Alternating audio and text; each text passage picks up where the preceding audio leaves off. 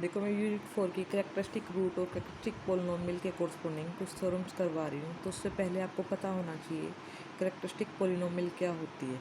ठीक है, सपोज करो आपके पास एक 2x2 ऑर्डर की मैट्रिक्स है, 2x2 ऑर्डर की मैट्रिक्स है। देन जब आप a माइनस लेमडा आई के कोरस्पोंडिंग एक पोलिनोमियल निकालते हो, क्या निकालते हो, a माइनस लेमडा आई का डेटर्मिनेंट निकाल के जब आप सोल्व करते हो, सोल्व करने के बाद जो आपके पास पोलिनोमियल आती है उसको क्या बोलते हैं, कैरेक्टरिस्टिक पोलिनोमियल।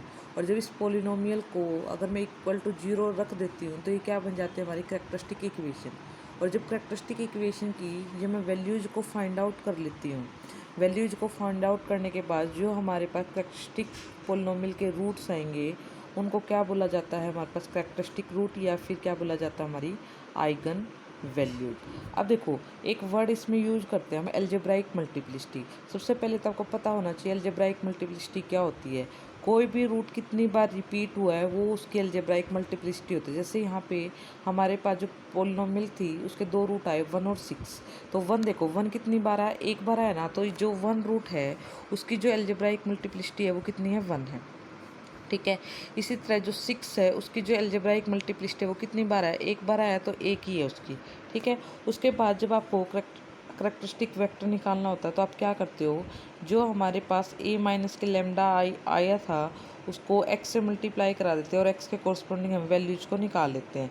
यानी कि इस x को x सपोज करो आपके पास क्या x1 x2, जब इसकी वैल्यू को आप निकाल लेते हो तब आपके पास क्या बन जाता है, ये करेक्टरिस्टिक वेक्टर। अब देखो मान लो कि आपके पास एक है करेक्टरिस्टिक रूट, इस रूट के कोरस्पोंडिंग सपोज करो आपके पास ये आ गया एक करेक्टरिस्टिक वेक्टर। अगर मैं इसको 2 से मल्टीप्लाई कर दूँ ये भी इसका करेक्टरिस्टिक वेक्टर है, 3 से मल्टीप्लाई कर दूँ ये भी। यानी कि मैं ये बताना चाह रही हूँ एक आइगन वैल्यू के कोरस्पोंडिंग कितने भी करेक्टरिस्टिक वेक्टर हो सकते हैं, आइगन वेक्टर हो सकते हैं, लेकिन लीनियरली इंडिपेंडेंट हो ऐसा कोई ज़रूरी नहीं है।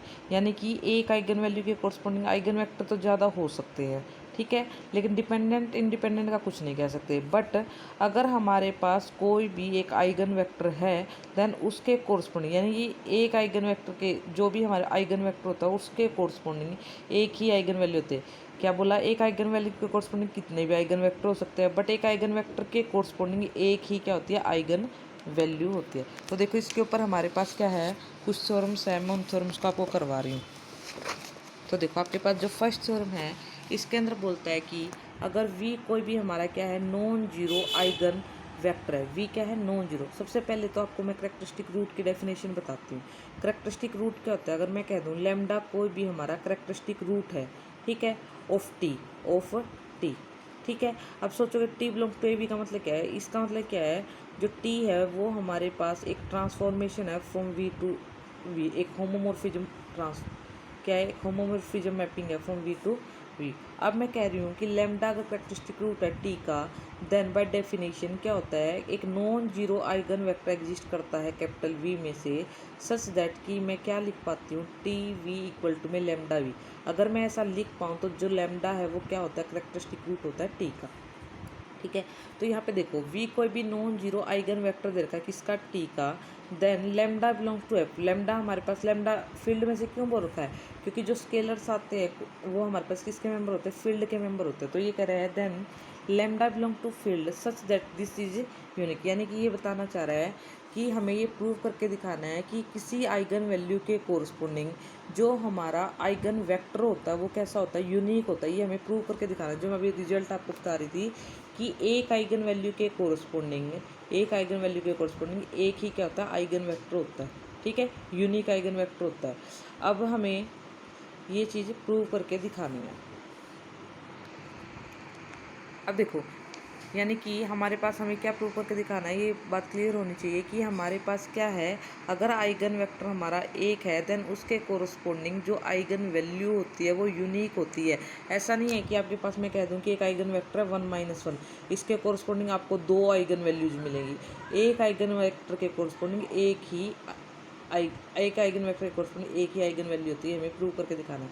तो मैं अपोजिट मान के चल पड़ी, नहीं, हमारे पास क्या है, एक आइगन वेक्टर v के कोरस्पोंडिंग क्या है, 2 आइगन वैल्यू है। अगर 2 आइगन वैल्यू मैंने मान लिया, एक है लेमडा एक है लेमडा डैश। अगर 2 आइगन वैल्यू है तो बाय डेफिनेशन क्या होगा, टी वी इक्वल टू में लैम्डा वी और टी वी इक्वल टू में लैम्डा एस वी।